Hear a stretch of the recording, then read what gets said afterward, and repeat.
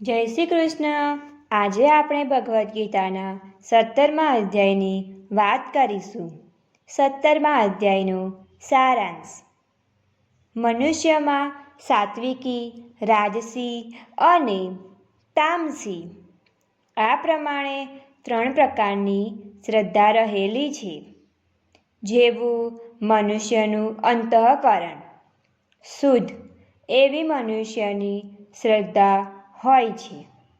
સાત્વિક મનુષ્યો ઇન્દ્ર આદિદેવનું, રાજસી મનુષ્યો રાક્ષસોનું ને તામસી મનુષ્યો ભૂત પ્રેતાદિનું પૂજન કરે છે. સાત્વિક મનુષ્ય બળ, સુખ ને રુચિવાળા, રાજસી કડવા, ખાટા, દુઃખ, શોક, રોગ પેદા કરનારા આહાર, જ્યારે તામસી વાસી, દુર્ગંધવાળા ને અપવિત્ર આહાર પસંદ કરે છે. દેવ, બ્રાહ્મણ, આચાર્ય ને વિદ્વાનનું પૂજન, પ્રદક્ષિણા, નમસ્કાર આદિ, શારીરિક તપ, સત્ય, પ્રિય, હિતકારી બોલવું ને વેદાભ્યાસ એ વાણીનું તપ, મનની પ્રસન્નતા, સંયમ ને હૃદય શુદ્ધિ એ માનસિક તપ કહેવાય છે. કર્તવ્ય ભાવથી દાન કરવું તે સાત્વિક, ફળને લક્ષમાં રાખીને કચવાતા મને થતું દાન રાજસી, અપાત્રોને ને અપમાનપૂર્વક થતું દાન તામસ દાન કહેવાય છે.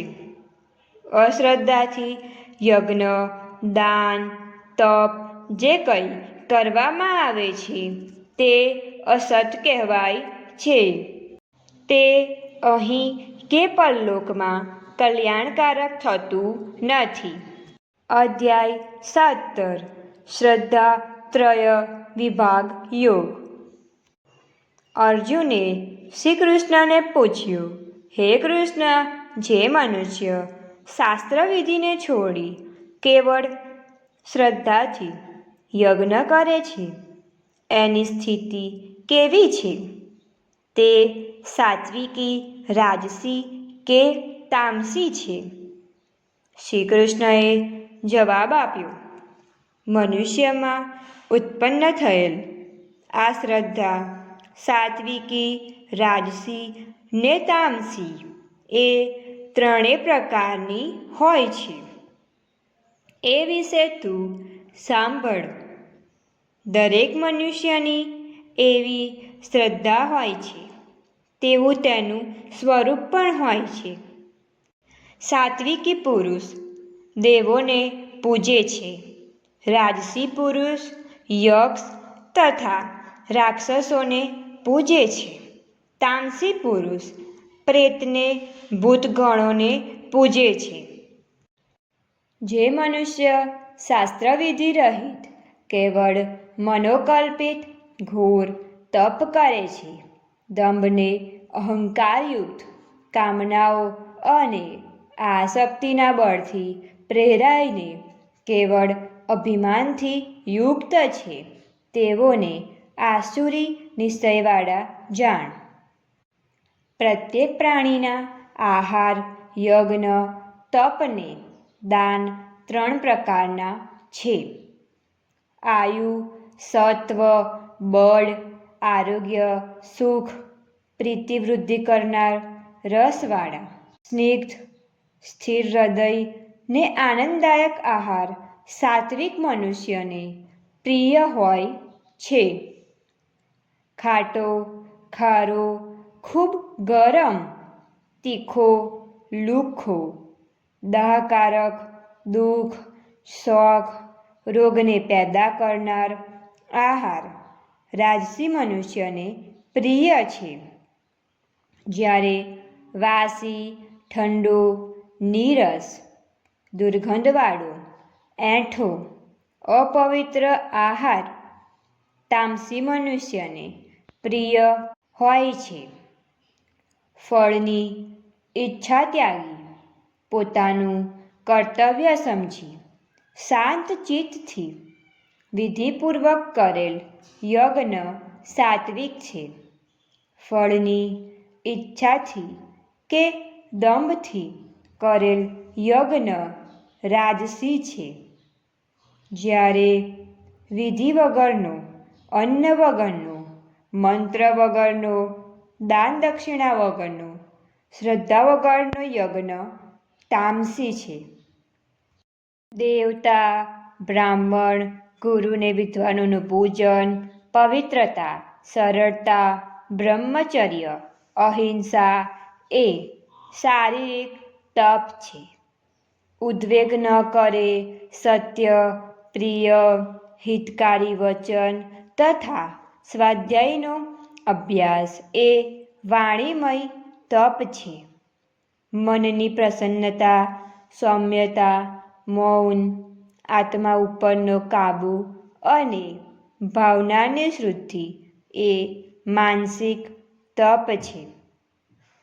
ફળની ઈચ્છા વગરનું પરમ શ્રદ્ધાથી યોગી પુરુષ વડે કરાયેલ એ 3 પ્રકારના તપને સાત્વિક તપ કહે છે. કોઈના સત્કાર અર્થે, માનાર્થે અથવા પૂજનાર્થે દમપૂર્વક જે તપ કરાય છે તે અસ્થિરને નાશવંત તપ રાજસી છે. જ્યારે બીજાનું અનિષ્ટ કરવા માટે અજ્ઞાનપૂર્વક હઠથી મન, વાણી, શરીરની પીડા માટેનું તપ તામસ છે. કર્તવ્ય સમજીને દેશકાળ અને પાત્રનો વિચાર કરીને જે દાન આપવામાં આવે છે તે સાત્વિક છે. સામના ઉપકાર અર્થે ફળને ઉદ્દેશી કવચતા મનથી જે દાન અપાય છે તે રાજસી છે. જ્યારે અયોગ્ય દેશકાળમાં અપાત્રોને સત્કાર વિના અપમાનપૂર્વક જે દાન અપાય છે તે તામસ છે. ઓમ, તત ને સત ત્રણેય શબ્દો પરમાત્માના પર્યાયવાચક છે. બ્રહ્માજીએ બ્રાહ્મણોની ઉત્પત્તિ ઓમમાંથી કરી તે જ પ્રમાણે વેદ તથા યજ્ઞ પણ ઓમમાંથી સર્જાયા છે. માટે તપ, યજ્ઞ, દાન વગેરે કર્મોમાં શાસ્ત્ર પ્રમાણે વેદને જાણનાર ઓમનો ઉચ્ચાર કરે છે. જે ફળ મેળવવા ઈચ્છતા નથી ને મોક્ષને ઈચ્છા કરે છે તે માણસો કર્મ કરતી વખતે તત શબ્દ બોલે છે. સારી ક્રિયાઓ, સારી ઉત્તમ ભાવનાઓ ને ઉત્તમ વિચારોમાં સત શબ્દ વપરાય છે. યજ્ઞ, તપ, દાન વગેરે કરતી વખતે જે સ્થિતિ દેખાય છે તેનું વર્ણન સત શબ્દથી થાય છે. તેને નિમિત્ત રાખીને જે કાર્ય કરીએ તે પણ સત કહેવાય. હે અર્જુન, મનુષ્ય યજ્ઞ, દાન, તપ કરે પણ શ્રદ્ધા ન હોય તો બધું જ અસત ગણાય છે. અને આવી રીતે કરેલા અસત કર્મો આ લોકમાં તો ફળ આપતા નથી, પણ તેનું ફળ પરલોકમાં પણ મળતું નથી. અતિ શ્રીમદ ભગવદ્ ગીતામાં શ્રી કૃષ્ણ અર્જુન વચ્ચે થયેલ સંવાદમાં શ્રદ્ધાત્રય વિભાગ યોગ નામનો 17મો અધ્યાય સંપૂર્ણ. 17મા અધ્યાયનું મહાત્મ્ય ફળ.